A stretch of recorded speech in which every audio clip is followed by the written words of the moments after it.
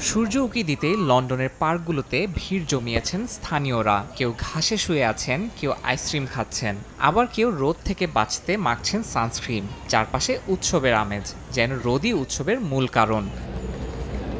British আবহাওয়া সংস্থা জানিয়েছে কিউ গার্ডেনে ২৮ ডিগ্রি তাপমাত্রা রেকর্ড হয়েছে মে মাসের প্রথম দিনের জন্য, যা যুক্তরাজ্যের ইতিহাসে সর্বোচ্চ।